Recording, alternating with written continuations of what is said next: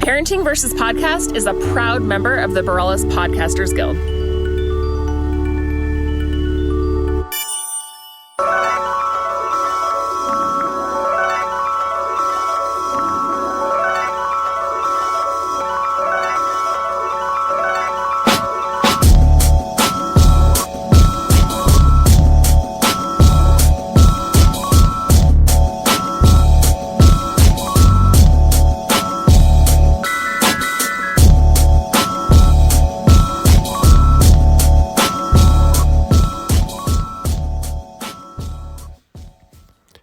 Welcome to the Parenting vs. Podcast. We're in the B Rupee again. Yeah, we are. We're in the spot. It sounds good. It does sound good. I like it. We have our gold rum candle burning. I have my fizzy water. Lorenzo has his hard seltzer from Marble. Mm-hmm. All is well in the world again. Mm-hmm. I like how we paint the picture every podcast we start. Well, you can't be here, you know. Yeah. I do want to turn that lamp on because it's super cool. Okay. We have this like fun, funky 70s style lamp that I love so much. Ooh. That Gio got for the room, and it looks so good. It's got are those called Edison bulbs? Yeah. Yeah. Yeah, let's relax. Relax. We have a story to tell today. Oh, God. Yeah, we do. But yeah, Edison bulb. We have in our little recording spot. I guess this could be a sort of little mini promo for this project. Yeah. Lindsay, a couple of months ago, maybe it was this summer, had this idea of getting Albuquerque podcasters together and networking together. And let's get together. Yeah. Yeah. It's always going to be a real good time. I don't know the song. It's from the Parent Trap. Right. Fuck. So she sort of reached out to some folks. I'm gonna take the credit for finding Eric's podcast. Yes, please do. Because you were the one that was like, you got to listen to this. It's so good. And then I did. And I was like, it is so good. Yeah. I want that guy on my team. Right. So Lindsay reached out and gained a friend and a fellow podcaster. Yeah, and you have another podcast with your brother. What's Up, ABQ? Mm-hmm.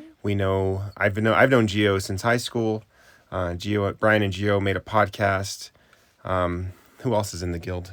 Gosh, 10 Drink Minimum. I don't know how do we find 10 Drink? Just word of mouth. I think I had them on my radar too. Yeah, he's an OG Albuquerque podcaster. Mm-hmm. He's been doing it for like 16 years, so he's kind of on the radar for like New Mexico podcasters. Right. I think. Yeah. I was a guest on his show a few weeks back. Right. Yeah. I said a lot of F-bombs. Yeah, listen to it. Yeah, or if you're my father-in-law, please don't. He did for a little bit. And I think I offended him. It's okay. I may have also had a few drinks in me as well, so that contributes for sure. Right. And then Eric from True Consequences and Dos Pequeños, he was a guest like a few weeks ago on 10 Drink Minimum also. And they really? And they do a YouTube feed so you can kind of watch it live too, which is really cool. It's every Sunday. It's awesome. So yeah. Very nice. We'll have to get a guest on our podcast. We've only done it a handful of times. Ryan was on our podcast a few times. We talked Space Jam, and we did a joint podcast with What's Up ABQ where one of them was edited and mixed and everything else by Paul. Yeah. Shout out Paul. What up, Paul? We'll see you on Monday, buddy. He's coming to Albuquerque to visit. Nay, he is coming home. Uh-huh. And the other one was just done in our style, and we both kind of released those podcasts. It was during the beginning of COVID. Like concurrently. Yeah, through different lenses. Right. And then I think my brother was on our podcast once. He was. We did a Facebook live stream one time. Do you remember that? It was like a few years ago. No, okay, yeah. From our patio. Yeah, Ryan was doing the Facebook live. Yeah, that was fun. That was like a really weird laugh I just did. Like, that was not my laugh. That was like a news anchor laugh. Right. What a pickle. Back to you, Tom. Anyways, yeah, so fun times in the Borellis Podcasting Guild. So, anyways, check out our website, which I designed, BorellisPodcastersGuild.com. It's beautiful. Yeah. I like it a lot. We're going to have a grand opening here pending what happens with COVID. We're keeping our fingers crossed. But November 14th, we will be doing tours of the space. obviously socially distanced tours. We're going to have a food Bring truck. your hazmat suit. Yeah, for real. Bring your Breaking Bad gear. Bring your meth suits, guys. Dude, that's a really cool COVID idea for like a Halloween. You can just like have a meth lab and everybody's wearing like hazmat not suits. a real meth lab. Please not a real one, but like, yeah. Albuquerque, if you're listening, like that was not a suggestion to go like DIY your own meth lab. Please don't do they that. already are. We're super, super mean to ourselves sometimes. Hey. So, do you want to break the news? Sure. Are we done talking Guild? I guess we're done talking Guild, yeah. Yeah. Yeah, so Guild talk. I've already with kind Lindsay of... and Lorenzo. this has been brewing for a bit. But, if you are kind of a somewhat listener to our podcast, I think there's people who listen. There's people who know. The metrics say that we have a couple of downloads. But anyways, yeah, I'll get to it. That's like my trademark. I get on with it, man. I diddle daddle. Dilly dally? It's a dilly dally. I diddle daddle. I dilly dally. I don't know. I'd like to build suspense. Oh my gosh. Until you just until you throw your phone across the room. I'm getting there. So don't make me destroy this beautiful space. I won't. All right. So over the past couple of years, we talk about Portland, how we want to move, or like how we're like frustrated with our current situation, or there's things going on that just make us want to change our lives. And Portland has always been on our radar. Well, back in August or September, Lindsay got to that point too. We kind of hit places at different time frames. I finally caught up with you. I was there over the summer.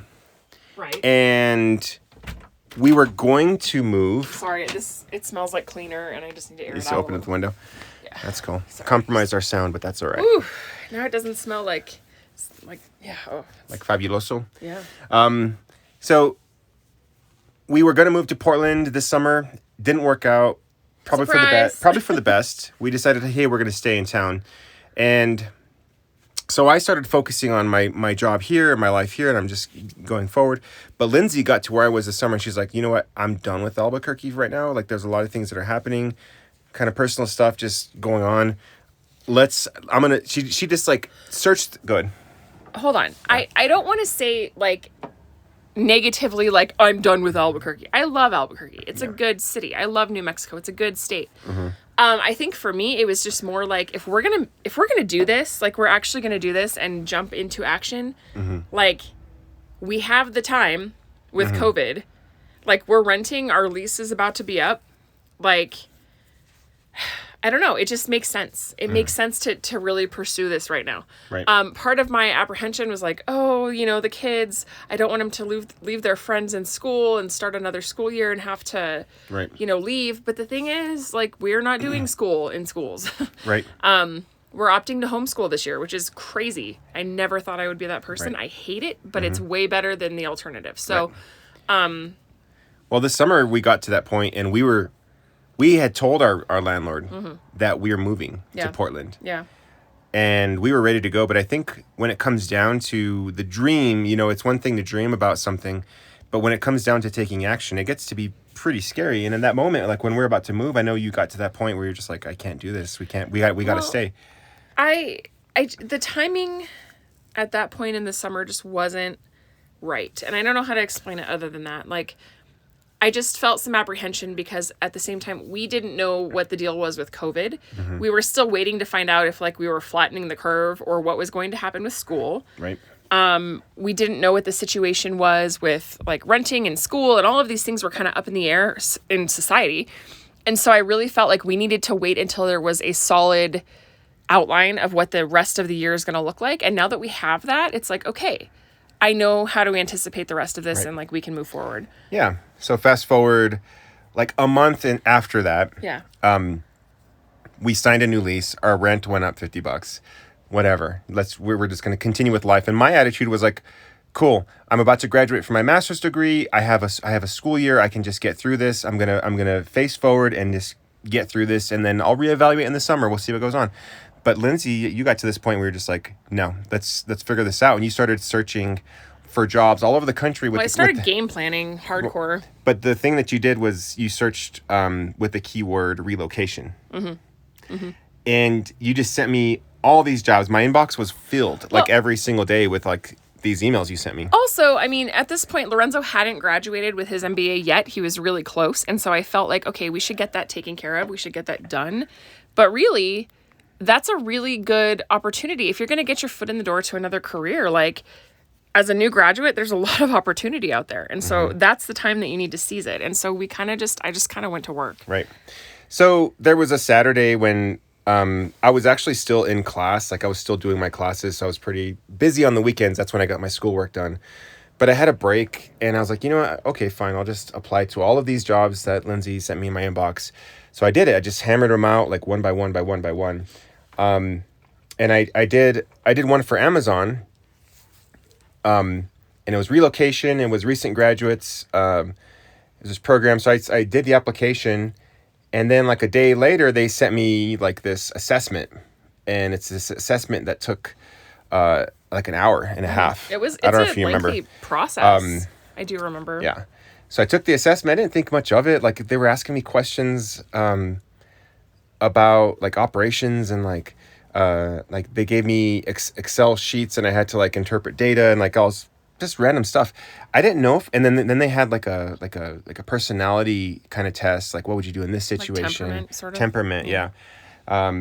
So I didn't think much of it. I was I filled out so many applications and I haven't heard back from any a lot of these over the years, since I graduated my undergrad so long ago. But the next day or I don't know how long it was after that, but they sent me another email. I think it was 2 or 3 days. They sent me another email and they want to interview. So I'm wow, I'm pretty excited. I have an interview. So I thought, I'll just try it. I'll see how it goes. They offer relocation. I'll just see how this goes. So I did the interview. It was 2 interviews, rapid fire. And about a week later, I got an email and said that I got the job. Yeah. We didn't know where we would be. That was an interesting part. They give you kind of Lorenzo had applied to the West Coast sector. And so there's a whole East Coast one too, but it was West Coast. And so they gave us a list of it's 12 or 13 different cities and we had to label them Washington, Oregon, Idaho. Order of preference. I think Nevada was on there too. Nevada was on there. It was Henderson, I think. Yeah, Colorado, Northern California. The Bay Area. So they had us rank these cities from Boise, Idaho. Yeah, Idaho. 1 to 13 or whatever it was. Yeah. So of course, Portland was on the list. I'm like, okay, cool. I'll put Portland. And Seattle was number our one. second. Yeah, Seattle was second. I think I don't know what was third. I think it's Sacramento. Yeah, Sacramento, Boise. But yeah, and then I got the job, which was crazy. That was a while back. So that's our news. Yeah, so we're moving to Portland. We're moving to Portland. Amazon's moving us to Portland. And life is going to change pretty drastically. And I've been sort of just bracing myself for that. Yeah. But it's exciting though. I mean, we have had to really, gosh, there's been so many factors that have gone into it. At the time we found out Lorenzo got the job, everything was on fire. Not literally. No, in Oregon, they were having literally severe, severe fires in Oregon and Washington and California, right. And so that was a concern. But then there's the political unrest and riots and stuff like that. And then Trump was Portland's an anarchist state or something. I don't know, whatever, or anarchist city. I don't, whatever. Fuck that guy for real. But anyway, so we were kind of all right, we've got to figure out our timeline. We had to wait for the offer letter from Amazon. And then ironically, my mom's cousin up in Portland has a house that she's renting out and needs tenants. And so we have a house up there, which, is great because the process of renting up there is so competitive and it's so different than anywhere I've ever been. And I'm probably going to botch this, but the process in Portland, because there's a housing shortage and it's competitive, is by law, they have to put a notice out that a house will be coming up for rent. So it's not even up for rent yet, but they have to say in 2 weeks, this house will be for rent. Right. It's they have to announce it. And then you have to submit your application on a certain day at a certain time. Like, you can't do it before then, or you'll get kicked back in the order of receipt, or you'll be fined. You'll have to pay an extra amount of money, or it's like it kicks you back in the process. It's a fair housing law. Right. And so you have to wait to send your application in with your, application fee and your rental application and all this stuff, hoping that you're the first one that they receive. And if you're not, then you get put on a wait list. Right. And so if the person in front of you can't do it for some reason, then they kick it down to you and they're like, okay, you're next in line for this application process if you still want this house. It's so crazy. And then a lot of the time, because it's so competitive, they'll tell you, like, if you're approved, you have to move in within like 2 weeks. Yeah. Which makes long-term planning, like for us out of state, pretty difficult. Yeah. So I'm really grateful that my mom's cousin has a house. Yeah. And it actually checked all of our boxes too, which is amazing. Has more space than I would have ever imagined. Yeah, we were looking to downsize. We were like, okay, we'll be in a 3-bedroom, like 900 square foot house because that's what we can afford in Portland right now. And instead it's 4 bedrooms and it's 1,800 square feet and it has a double garage and a yard for our kids. Like, I could not be more grateful. So it's just things really do have a way of falling into place with the right timing. Yeah, I'm excited. I am too. It's gonna be different. It's gonna be different. And I'm still scared of the unknowns. I don't know what my job is gonna actually be like. I don't know what it's gonna be like to live in such a drastically different climate. I don't know what it's gonna be like to be away from immediate family. I do. It's gonna be awesome. Yeah, could be. Sorry. But I mean, there's a lot of just things that I just don't know what it's going to be like. I don't know how our marriage is going to react. I don't know how our kids are going to react. I hope it works well, and I hope that if not, like, we can adjust accordingly. Yeah.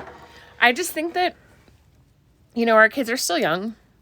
We have the opportunity, because school is at home anyway, and it's weird anyway.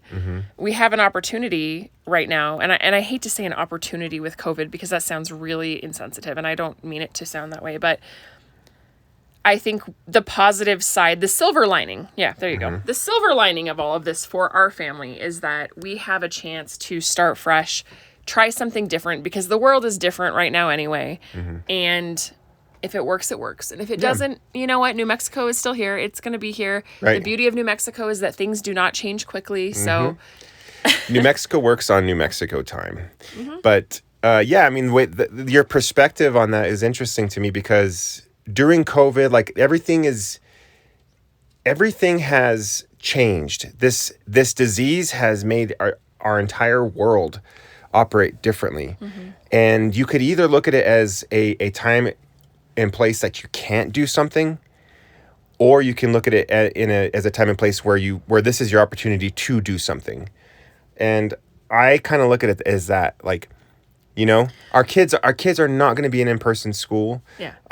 So let's use that to our advantage. I mean, I feel like this is, and I'm not trying to, like, brag on us. I just think that because we are creative, out of the box thinkers, this is kind of how we thrive. So in weird situations, we are able to look at that and say, okay, what can we do with this set of circumstances creatively? And so that's what we're trying to do, and we'll see how it works out. It may not work out. I don't know, but I feel like I'm at the point where I just have to try.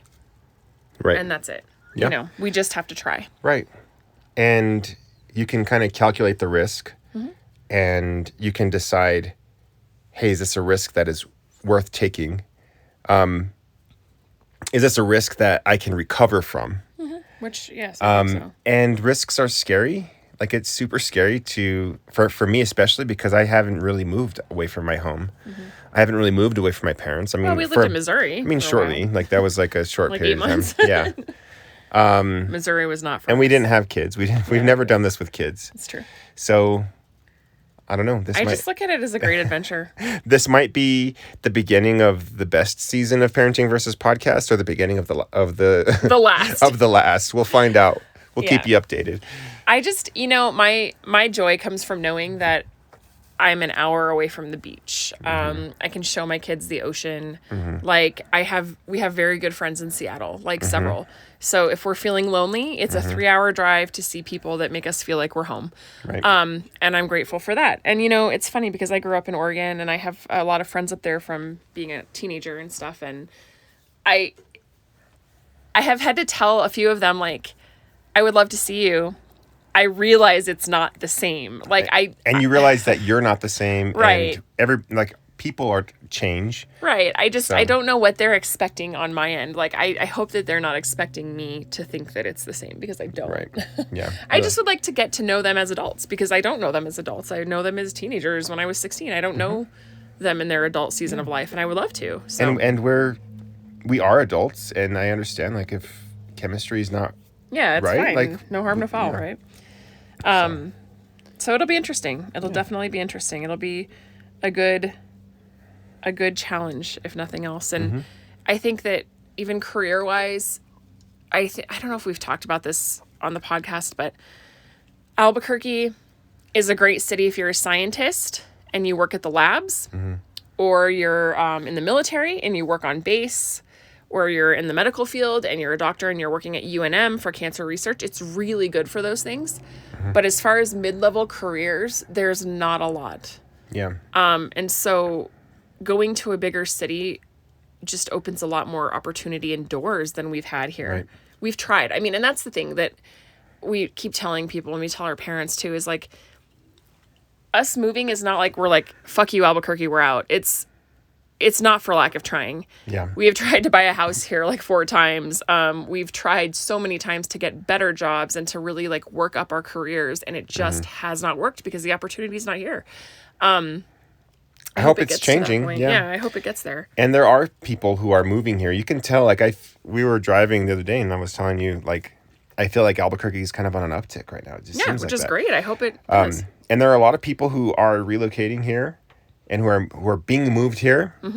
I got to meet even one guy, like, you could tell he was relocated with his company. I don't know who, but the way you say that's funny. What? Relocated. Like, I had the emphasis on the relocated. Yeah, relocated. Yeah. Anyway. The emphasis on the wrong syllable.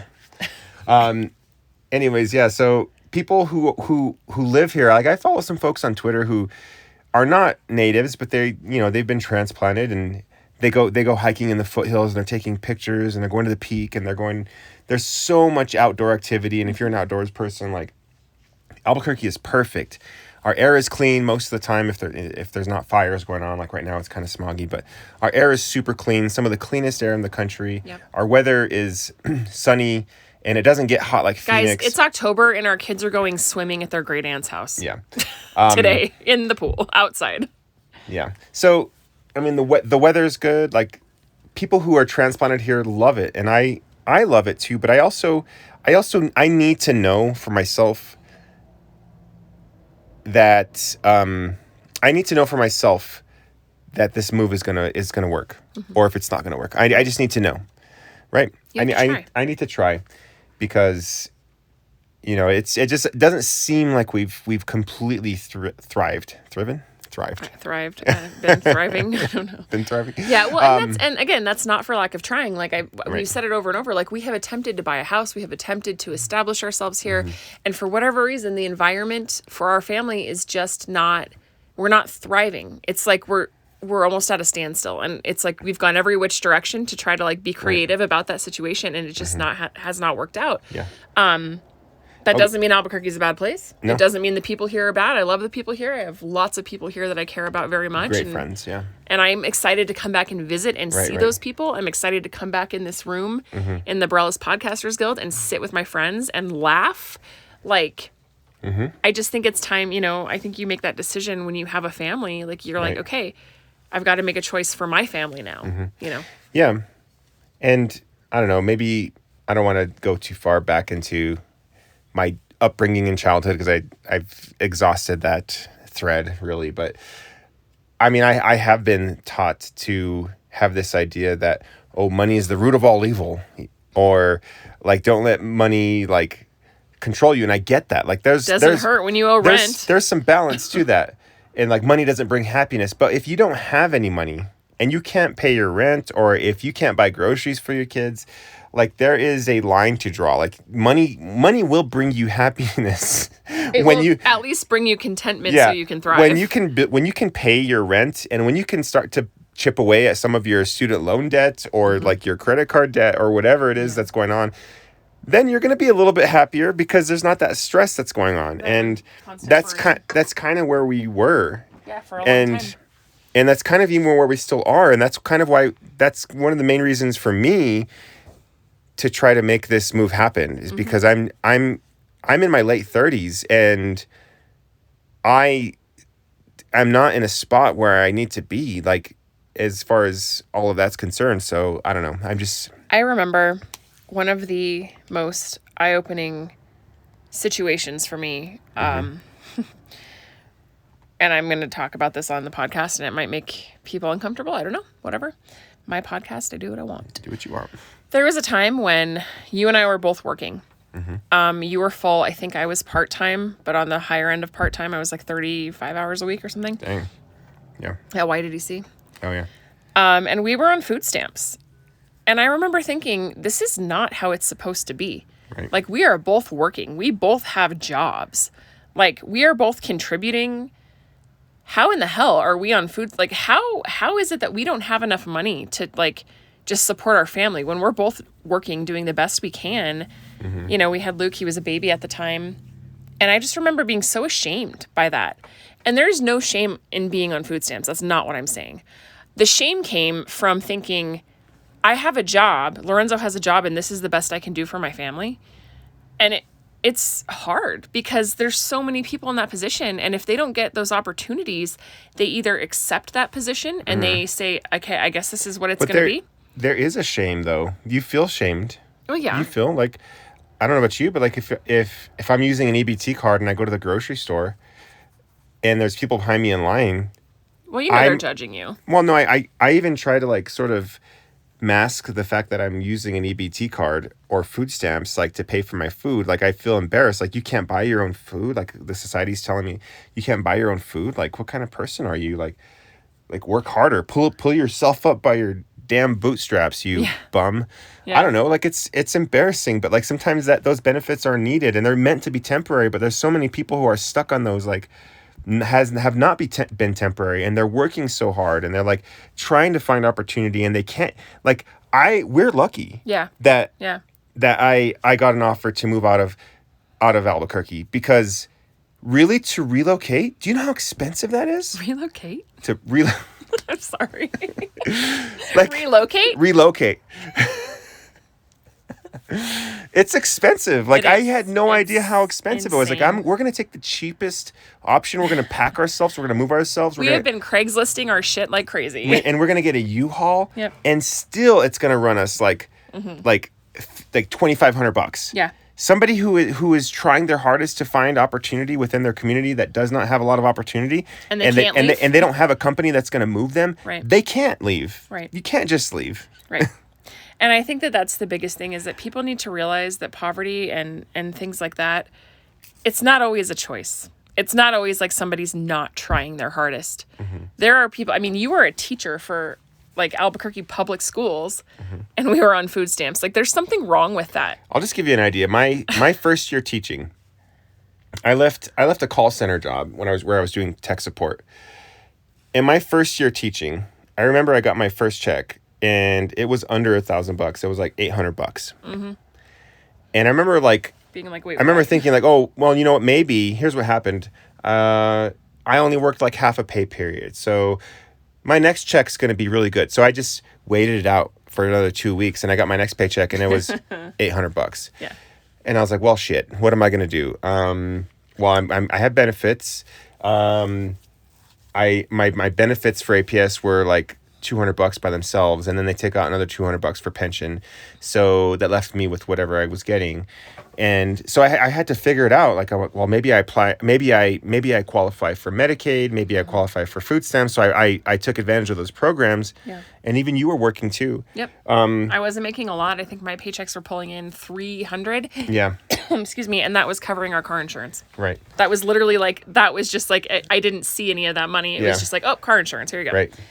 Like, so we just we just kind of had to figure it out and hope for the best, and like kept working, and I don't know. It was not sustainable. Mm-mm. And even now, like, I've leveled up as a teacher. They've since given us a raise. Our checks are better, but we're still kind of just getting by. Something had to give. Yeah, and I think, too, we've gotten a little bit of flack and kickback from family members saying, well, it's only a slight raise if you go to Portland. You're not making that much more money. And we're like... and cost of living. Everybody says cost of living this. Yeah, but, it's honestly, cost of living, rent is about the same for what we're paying here. It's slightly higher, but not by much. Again, we got lucky because you have family, but yeah. Yeah, I'm grateful for that. But even so, it's not... I mean, we're still paying out the you-know-what for rent. And we've tried to buy a house. We've tried to go the cheaper route.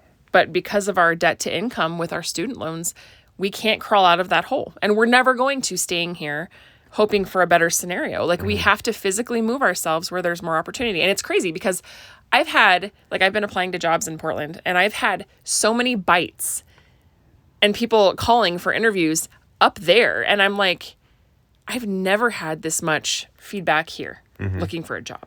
Right.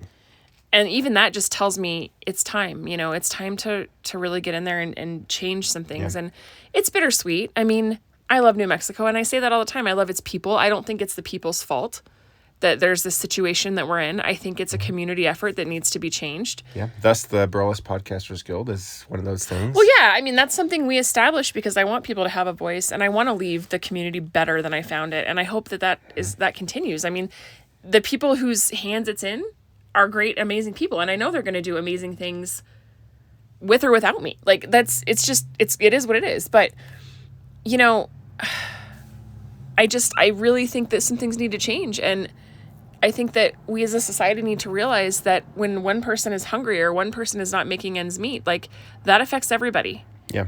It comes down, I think, to like just having an empathetic sort of attitude. Mm-hmm. You don't know what's going on You don't know everybody's story. You don't know. Yeah, and people's stories, like they're going through stuff, and you don't know like exactly what's going on. You know what's going on in front of yourself, and that's the best story that you know.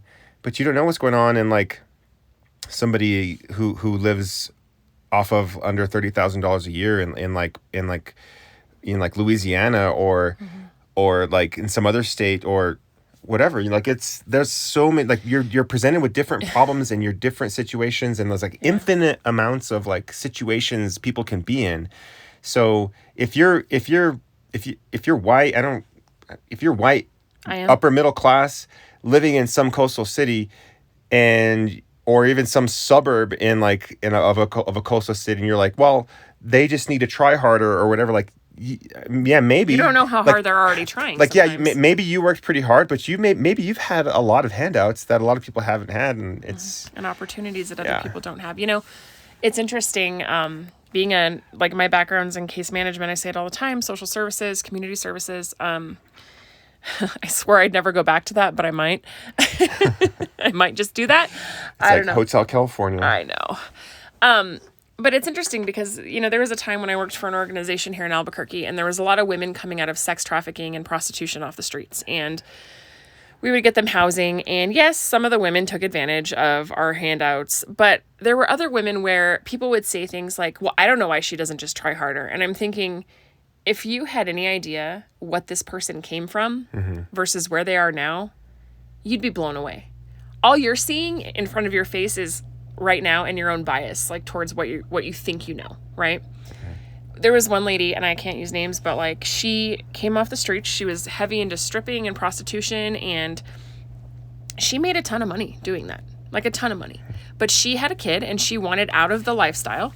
And the minute she quit the lifestyle, she didn't have that money anymore because she didn't have a lot of other skills. She wasn't trained in a lot of other skills, and so the money went away.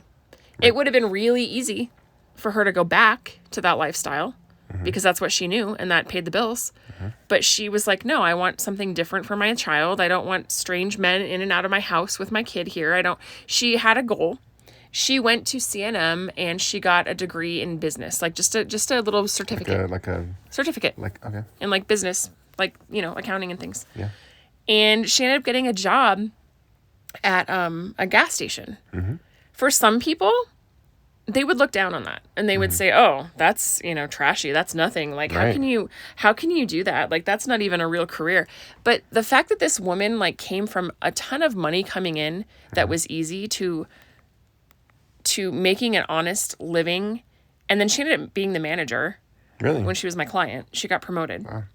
Like, that's huge for somebody. Yeah. And you don't know their struggle and you don't know their story and you don't know what they've come from. Yeah. And so New Mexico has a lot of that. And I think we need to just look with a different lens at people because, we're in this time where I think COVID has really evened the playing field for a lot of people. Maybe been more humbling. The virus does not discriminate. Right. I mean, even got our president, so. But I'm looking at this girl now, like, she's an essential person. Like, while everybody else is at home, working from home, she's out there on the front lines doing her job. Yeah. And, like, so we should be saying thank you. Oh, yeah. And we should realize that people are more important than we sometimes give them credit for. Yeah. And I'm going to get off my soapbox now, but, I mean, yes, thank you, doctors, but... Thank you, the average person that doesn't make $1 million a year and like is just trying to like make bills the honest way. Thank you, doctors. I mean, we do need you, doctors. I'm not gonna feel bad for you though because you're driving a Land Rover to work and gas station attendants are trying to make ends meet. So I guess we need everybody, but yeah, it's just a different our gas station attendants don't get PPE, and I guess maybe some of our doctors don't either. But I mean, like they.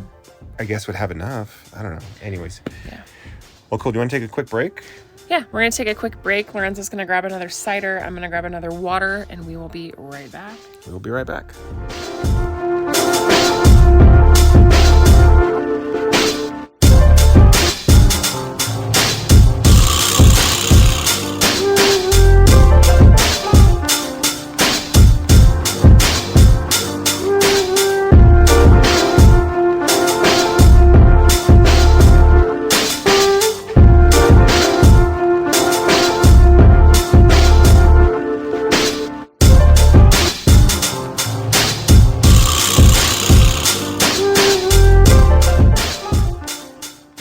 All right, we're back. We're back. I got coughed on yesterday. Yeah. Let's talk about the downside. We had a shit day yesterday. I'm sorry. This is going to take a little turn for the negative. Yeah. Before the break, we talked about moving and optimism and stuff. Now we're going to turn it around because that's just what we're going to do, I guess. Yeah, we're getting into the nitty gritty. Yeah. Well, yeah, it was definitely a 2020 kind of day yesterday. I just texted my friend, fuck all these hoes.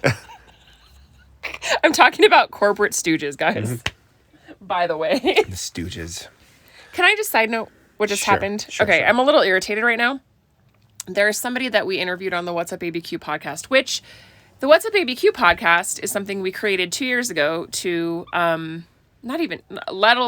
year and a little more a year ago. Anyway, it doesn't matter. We created this, we did all the work, we interviewed this person who works for the city, and now all of a sudden the city has a podcast that is very similar in intellectual property to ours, and it makes me just a little angry because if you have money and you work for some corporatized piece of shit government entity, you can steal other people's intellectual property and then you can market it off and siphon it as your own. Fuck you, City of Albuquerque. I'm done now. Okay. Did you get it out of your system? Feel better? All right. So yeah. Got coughed on yesterday. Yeah. I don't know. Should I even talk about that? I think you should. It's relevant to the culture we're in right now. Yeah. So, Lindsay, you were doing something. Oh, you had a job interview. You were doing a job interview, and kids were hungry. Fridge was looking kind of bare, so I thought, usually I won't take my kids to the store, especially now, but kids have to eat. Lindsay was in an interview. I'm like, well, what do? I'm gonna go take them to get some food at the grocery store. We're going to make some lunch. So I went to Walmart because even though I disagree with Walmart's business practices, as a consumer, they have the cheapest toilet paper and laundry detergent, and their food is pretty priced reasonably, and they're starting to offer a bit more healthy options. So I went to Walmart. And kids are all masked up. We sanitized our hands and we were walking inside, getting ready to, just do our quick shopping, get out, and then go home and make lunch. Well, as we're coming in and I'm like sanitizing the grocery cart, a couple of ladies come in, and I hear the greeter person say, "Excuse me, ma'am, you need to wear a mask to come in."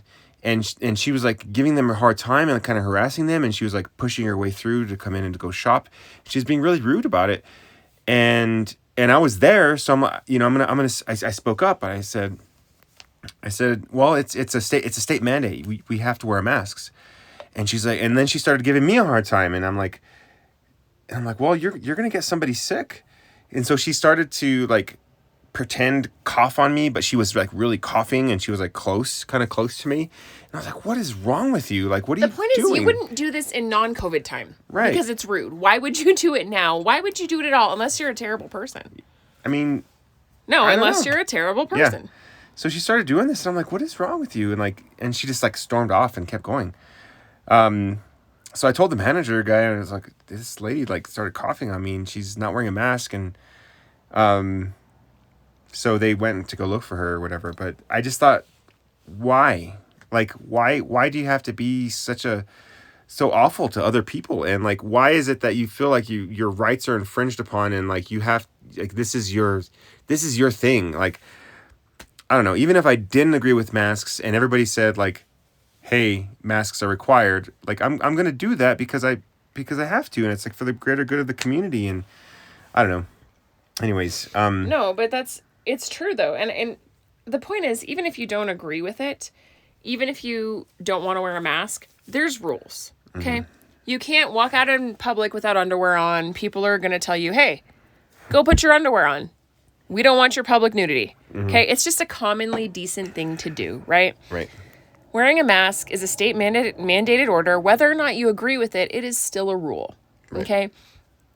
You could just like buck up and be a grown-ass adult and be like, "Oh, sometimes there's things that I don't like, but I have to do them anyway." Right. Because I'm an adult and I can handle myself in public. Yeah. But some people can't do that. Yeah. And that just shows their character. Like, it reminds me of just like the temper tantrums my kids have. You're a little distracted right now. Should we? No, it's fine. I'm fine. Okay. Yeah. It just reminds me of like the temper tantrums our kids will have, like because her milk isn't warmed up, or whatever. So, anyways, yeah. Mm-hmm.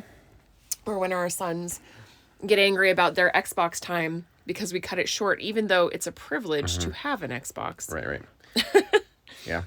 Should we pick this up later? You're still kind of steaming on the thing. No, I'm okay. I have to. It's fine. Okay. I'm sorry. That was before the break when I found that news out. It was just kind of a low blow. It kind of like my friend related it to being kicked in the teeth, and that's kind of what it feels like. Because What's Up ABQ is something I've worked very hard on, and I've done it from the bottom up, grassroots. I didn't have any money behind me. Somebody didn't just hand me a bunch of money to make a podcast and say, go for it. Like, I've done it for free. Right. We do ads locally for people for free because we want to support the community. And so to have somebody just come in with a bunch of money and corporatize it and rip off your idea, it's a little frustrating. It's a little hurtful, especially when it's somebody that you interviewed on your podcast about the community. I feel kind of stabbed in the back. It's and I wish that we could have had a conversation about this, because I would have been happy to help them with a different type of podcast so that we wouldn't be doing the same thing. But it just really feels like a cheap attempt to do the same thing that I've done, that I've put a lot of elbow grease into. Yeah. It's like when somebody, you do the work and someone else takes the credit. It just kind of sucks. Yeah. But I'm not going to let it deter me. It's just been kind of like a weird couple of weeks for me anyway. Yeah. I went to the dentist to get what I thought was going to be a root canal, and they told me that it actually was a tooth that was cracked and infected, and they had to pull it. Yeah. So now I'm missing a tooth. I look amazing. It's in the back. It's in the back, but it's still. I'm not vain, but it still bothers me. There's a reason why, like, when you have nightmares about losing teeth, like, it's traumatic. Like, it still bothers you. I never have that. I had that nightmare. Oh, it's the worst. So that happened. Then about a week later, I broke my toe. So I have a broken toe. It gets better. I've been like limping around. You kicked the ottoman. Yeah, I didn't mean to. I stubbed my toe on this vintage ottoman we have. And then a few days later, I stubbed that same broken toe on a scale that was on the ground. And so it like re-injured it. It was starting to feel better and then it just like re-injured it. So it still really hurts. And then yesterday, I'm sorry, guys. Yesterday I had an interview with a business in Portland. It was a hotline for child abuse that I can work remotely for. And I couldn't get my tech to work and it just like wouldn't work. And I was like, I started 30 minutes before the actual interview to try to get going and it just would not work for me. Right. So I was 15 minutes late to the interview via like a phone chat because I couldn't get my tech to work. And I had like spent half the time just like, I'm so sorry. I promise I'm not a terrible person, like begging, right? I had to squeeze in a 30-minute interview into 10 minutes. It was horrendous. And so I was frazzled by that and I was like, okay, whatever. But your references are getting called. So yeah, they're calling my references, so I don't know. We'll see. But on your way home, yeah. On my way home yesterday, I got rear-ended really hard. So I'm a little sore. This girl, I was at a stoplight getting ready to turn right. I was fully stopped and she just plowed into the back of me. I don't know. I think she might have been texting. We'll never know because I'm sure she didn't admit that. But she said, what did she say? She said, she literally said, I think I pressed the gas instead of the brake. Yeah. And then she said, I think I lifted your car off the ground because I am in a Prius and she was in a Hyundai Santa Fe. And I'm just like, oh my God. So my trunk won't close. The back of my car is just like mangled and messed. Yeah. So we're dealing with insurance, and then I get this news. Pain. Then I have a little bit of back pain, which I'm not a whiner like with that kind of stuff. But now I'm like, oh, that actually does kind of hurt. And on top of it, I find out about this podcast thing, so it's just like the cherry on top of a shit couple of weeks. Yeah. So I'm sorry if I'm just like that was like the cherry just right there. That was the straw. Yeah. And I'm just like, what the fuck? It's fine. We'll listen to the podcast and tell you how horrible it is. I'm going to punch her in her face if I see her. I like how you passive aggressively sort of just like promoted it. Yeah. Well, but you know what though? Here's one thing I'm learning. Imitation is the sincerest form of flattery. If somebody's copying you, you're doing something right. So, I mean, I just did it first. Let that be known. Okay. So the city's copying us. It just would have been, it would have been nice if they would have, But isn't the city kind of like, with us? Kind of trying to reach out? They are, but... Is that a different... This campaign that they're doing it under was kind of a dead campaign. And they were looking for ways to revitalize it, and apparently they think doing a podcast like ours is the way to do that. Right. I think they could have been a little more creative in their efforts, honestly. Yeah. I mean, I don't know. They could have done a think tank. But anyway, it just bothers me because I had been talking with this person that's launching this. I had been talking with her about podcast ideas, and I had a meeting with her, and I pitched the idea of the guild actually to her. So I'm like, what's next? Yeah, I don't know. So anyway, I guess I'm happy that we're being copied because that means we're doing something correctly. Also, the benefit is that I don't have a bunch of corporate money backing me, so I can say whatever I want on my podcast. And I can do whatever I want, and I don't have to dance around politics. Yay for that. The next What's Up ABQ is going to be a lot of F-bombs. Watch out. Mighty Mike already covered it for me. Oh, yeah? Yeah, oh, yeah. That man dropped so many F-bombs. It's like a missile crisis. You have to put an explicit on that one. Not just bombs, missiles. Is Paul going to bleep them out, or? No, it's a podcast. You don't have to bleep anything if you don't want to. There you go. I think we're just going to maintain that we are the punk rock of... There you go. What's Up ABQ. And I'm happy You guys will with be the Ramones, and they'll be the Yardbirds or something. You know the Yardbirds? Yeah. Whatever. All right. So, yeah, kind of shitty day yesterday, but... You can't manufacture sincerity. Yeah. So, good luck with that, City of Albuquerque. Yeah.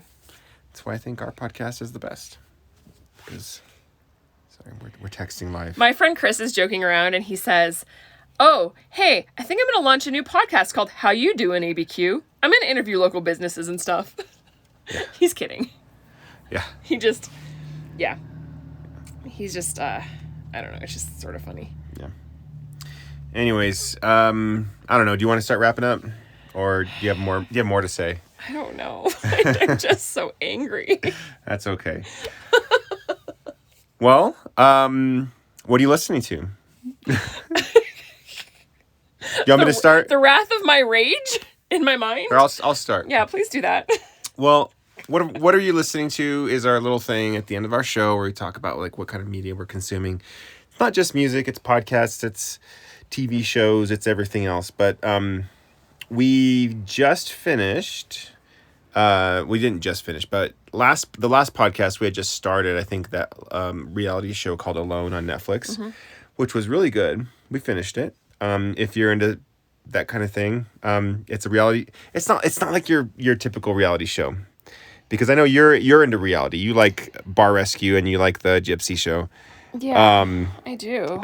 I didn't know you would like TLC that much. I'm glad. My big fat Gypsy American Wedding has been a real hit at our house lately. Oh yeah. But I just have a hard time believing that this is actually happening in America. I mean, like, I guess it's reality TV. It may just be a little bit like overhyped, right, and over embellished. But I'm like, is this a thing? Like, is this a thing that like we just don't know about? Like, or is this just like them trying to make good TV? And who are these people? Right. Anyway. Yeah, for sure.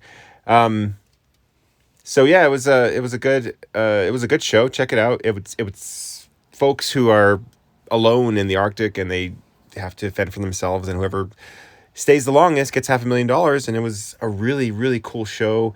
A test of will, a test of their skills in the Arctic, a test of their mental like capability of just being alone, which is really cool. But we're done with that. We're watching a new show called Utopia, which we've almost quit like a couple times because it is a bit gory. Do you know what's keeping me there? What is it? Honestly, I know. Let me. Can I answer this? Yeah. It's. I was gonna say John Travolta, but it's. You're right. John Cusack. John Cusack. He's the only reason I'm still there.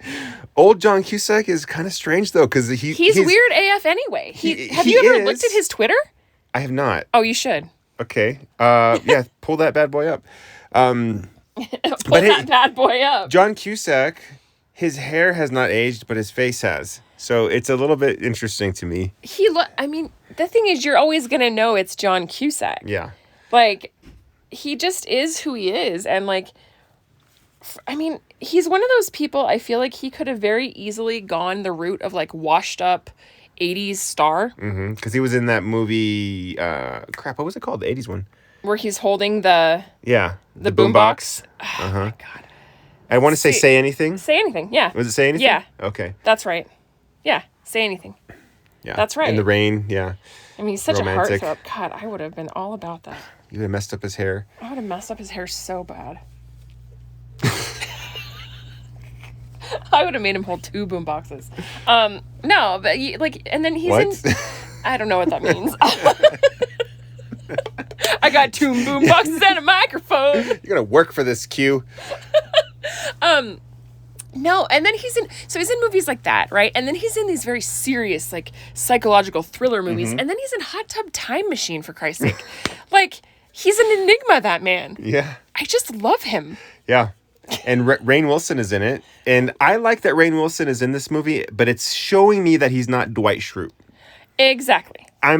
So Harry Potter is forever going to be Harry Potter. He's trying so hard not to be Harry Potter, but he's always going to be Harry Potter. No, he's always going to be... He's never going to shake that. No, he's always going to be Harry Potter. But Dwight Schrute, Rainn Wilson, like, you know, he's not Dwight in this. And you know what I mean? Like he's proving his acting worth. What's the thing, like versatility? Is that the... Yeah, versatility. Yeah, he's more versatile. So it's good.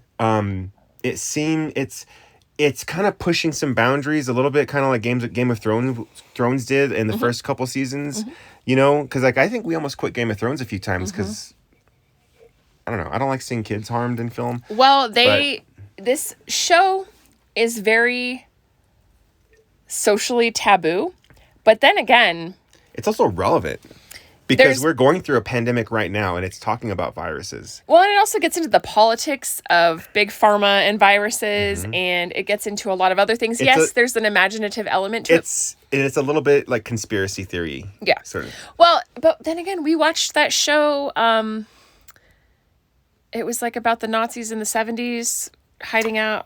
With... It's along those lines. Yeah. So it's based on like a comic series, so I get why it's gritty like that.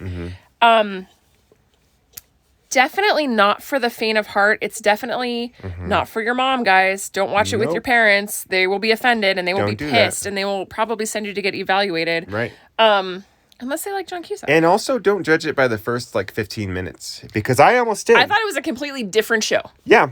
I'm like, okay, cool. It's like comic book nerds, nerding the hell out over comic book stuff. It didn't seem like it was filmed super well. I don't know, it didn't catch me, and we ended up not watching the second half of the episode for a week or something, and then we sat down let's just watch the end of the first episode.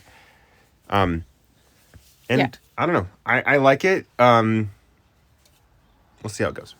Yeah, it's good. Should I go? If you like that kind of thing, right? So that's what we're watching. And as far as podcasts are concerned, I have switched back to my Apple Podcast podcatcher. I was using, I know this is totally riveting, but I was using CastBox. It's totally riveting. But I moved back to Apple Podcasts just because my library was there. So I started listening back again to Reply All, which was it's one of my favorite podcasts. I love it. And in the Reply All podcast, there was an episode where they were talking about QAnon. And it's episode number 166, Country of Liars. And they were interviewing the founder of, I think it's 4chan or 8chan. I'm not sure which chan it was. So many chans. They were interviewing this guy, and they're talking about QAnon and how it started and the people behind QAnon, and it's a really interesting episode, and I love the hosts too. Yeah. Can we deal with that? I'll deal with that in a minute. But anyways, yeah, I've been listening to that podcast. Other podcasts I've been listening to, I listened to an episode of The Confessional with Nadia Bolz-Weber. And I don't know which episode it was, but it was a really good episode. Her podcast is just, it's a good podcast for people who are reconstructing their Christian faith. She at first can come off like she's trying too hard. Her cover is it's an edgy looking woman, kind of punk rock looking. She says a lot of bad words and stuff like that. But when you actually dive a little bit deeper, she really talks about some really interesting topics, and it is genuine, even though it might seem like it has, I don't know, to me, sort of an unauthentic sort of cover, like she's trying too hard or whatever. But it's a great podcast, I think. I also think that sometimes trying too hard, maybe it's not that people are trying too hard. It's just hard to reconcile that on a podcast. It's hard to, you can't hear somebody's authenticity. You know what I mean? Right. It's rare. Well, I mean, you can, but how do you present yourself as yourself when people can't see you and they don't know you? Right. You know? Yeah, no, exactly. But I really enjoy her podcast. I think it's great. It's called The Confessional, and she just talks about people who want to confess some sort of sin, some sort of flaw or whatever it is, and just they talk about it, and they're just honest about these real things that go on. So yeah. Other things I've been listening to, YouTube. I spend a lot of time on YouTube, and I'm kind of gravitating away. I don't know if that's gravitating, anti-gravity, whatever. I'm moving away from the tech podcasts that I've been listening to, and kind of going back into science topic. I've noticed podcasts. that when I walk into our bedroom, you're listening to that stuff again. Yeah. So I kind of go back and forth, I guess. But one of my favorite YouTube channels is this channel called it's got a lot of consonants, and I don't even know if I'm saying it right. Kurzgesagt. Wait. Kurzgesagt. Hold on, I'm trying to... Kurzgesagt. Yeah. It's hard. It's in a nutshell. But I was saying how much I hate German earlier because it sounds terrible. Yeah. And now I'm okay, German now. Right. It's spelled Kurzgesagt in a nutshell. And it's animated little things, and they talk about science topics. The most recent one was talking about our dependence on fossil fuels, and are we doomed? Is our planet going to be completely destroyed? And they talk about really cool things how can alien life exist, and where is our society going as a whole, advancement, and I mean, are we at the peak of society right now, or what's the next step? Like, it's really cool, just really like mind exercises. That's good. I think we all need that right now. Yeah. Especially with all the quote unquote debates happening. Oh my gosh, yeah. I mean, they can't even call them that. Yeah, and I guess they found out that Pence has COVID. So. Well, is there even going to be any more debates if they keep testing positive? Yeah. Like, that's so messed up. I don't know. And the other one I've been listening to, the other YouTube channel which I've gone back to. I've listened to his not podcast, but his YouTube channel before, which was Vsauce. And he's just this really strange dude that talks about, again, really cool scientific topics. And then finally, the last YouTube channel that I've been listening to or watching is, he's a vlogger, pretty popular vlogger. And he's been kind of on my radar, but I haven't really like gotten into it because it's not science and it's not tech. It's just a guy talking, which is the Casey, what's his name? Casey something. Casey Neistat. So he's a vlogger, and he started off in New York City, I guess. And now they've moved to LA, and he just does these really short, like 2-minute videos about different things. Your sister-in-law and my sister-in-law just texted me and said, you should come down to our house. We just discovered 8 puppies in the barn. Whoa. Son of a bitch. Oh, great. Well, do they want to keep this puppy for us until we move to Portland? Yeah, I know. I'll go play with 8 puppies, no problem. Right. Sorry, okay. That was so side-noted. What I'm listening to is music. You have a lot to say today, huh? Oh, wait, this is what we're listening to. Can't wait till you get to me. I went first because you were worried about being angry. I know. Now puppies. I'm pissed. 8 puppies? Yeah. Puppies. All right, so I'll keep this one short. So I listened. Okay, so another podcast I listened to is labeled. It's the Tooth and Nail podcast, and they were interviewing the lead singer from a band that I used to love just right out of college, which is called the Juliana Theory. Have you heard them? I have. And they were interviewing him, and I found out that he was in the band Zao, which is this like hardcore metal band. I'm like, what? Like Juliana Theory and Zao? I had no idea there was a connection there. So I've started listening to Zao and the Juliana Theory a bit. And Juliana Theory is this like really poppy emo sort of like just very sort of mainstream. And I guess one of their biggest songs is on the Top of the World, or it's called Top of the World. And if I played it, like you would know it for sure. But I started going back and listening to that Emotion Is Dead album, which was kind of a really big album in my life, and probably about 2001 I started listening to that. And then I started listening to Zao a little bit, and I found out that my sons, Riley and Luke, your sons, yes, our sons absolutely love hardcore music, and they were just like totally just like getting into Zao, and they call it zombie music. Yeah, they do. And they were just like moshing and just like getting into it. I had to sit through like a rock show that our kids put on. It was cute. Yeah. But also it was terrifying because they were like jumping around. They're like, we're zombies. Yeah. Blah! And I was just like, dear God, like what have I created? Yeah. I don't know. A monster. What are you listening to? Oh, I thought you'd never ask. I'm listening to the new album by Saw Rock. She's kind of R&B hip hoppy. She's very pro feminine. I love her a lot. It's called The Sharecropper's Daughter. It's really good. And I'm gotta look at my thumbs up because I'm not prepared. Listening to a lot of Elephant. London Grammar. There's a song called Californian Soil, which I like a lot. Fleet Foxes has a new one. That's a good one. The new Lady Gaga song, 911. Yeah. I didn't realize it would hit so close to home yesterday. It's weird. Why? Oh, because I got hit. Oh, yeah. by a Watch car. that video, too. The music video was filmed in New Mexico. Yeah. And then I'm just kind of going back into some old stuff. The Knox, Coast Modern, Ruck P, Run the Jewels always. And then for podcasts, I've been listening to one that I really like. Let me rephrase it. I don't love polygamy. I just love things about polygamy. Okay. We can talk about that later if you want. No. No. There's a podcast. You're my one and only. Thank you. Called Unfinished, Short Creek.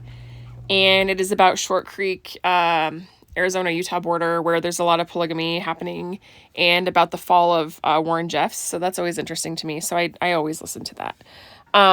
True Crime Garage. True Consequences, always. There's another one that I need to start listening to. Oh, the kids have been listening to a lot of the Imagine Neighborhood. Mm-hmm. It's called the Imagine Neighborhood. It's a good kids podcast. Oh, that's the one with Macho Supreme. Yeah. It talks a lot about children's issues, like from a socio-emotional standpoint. Yeah, it's really cool. It's really good for them. And they're like 30 minutes. And they're it's not funny. long. They have these lessons for the kids, but they're like, parents, if you need to learn this too, like, listen. Well, they had one episode about it was a phone monster, and every time they took the phone away from the dad, he would freak out and get cranky and turn into a goblin. Oh my gosh. And Juliet's like, hey, that's like Daddy. And I'm like, I know. There's another one called NPE Stories. It's not parent expected or a non-paternal event is what NPE stands for. Going to be working on a project soon that has to do with that. So I'm listening to a lot of that. And I listen to the Dateline podcast because I'm a dork. Locally, there's another parenting type podcast called Dad, I Have to Pee. And it's pretty great. So if you get a chance, listen to it. And Criminal Spooked has a new episode. I'm going to be checking that out later today. I'm going to fold some laundry, get into this. Yeah, hell yeah. I've also been listening to a lot of podcasts having to do with like Lori Vallow, the woman that murdered her children, the two kids that were like missing forever. Was it the like Netflix special? It was like a doomsday cult situation. Is that on the Netflix? On the Netflix? It might be. Yeah. But there's a Court TV podcast about that, so I'll be listening to that. I just really like... It sounds so bad. I really like crime. I like true crime. I hope you don't love it too much. Yeah, I don't want to be a criminal. Crime pays. Yeah, right. Like the Bare Hands song? Crime pays. Yeah. There's just, I mean, I don't know. There's like a bunch of podcasts that I need to get into that I just haven't. That I have had on my list for a long time that I just need to like already get on with it. Jace. I mean, I really haven't gotten into much more than that. I haven't listened to Sword and Scale in a while, so I don't know. There's just so many things out there. I feel like I'm trying to keep up sometimes. You have a lot of podcasts. I do. So I'm trying to keep up. And I'm just not there. Music, podcasts. Yeah. Your gypsy show. Yeah. There's so many good podcasts. That's about it. We've been watching that show, the other Amazon one. What was it called?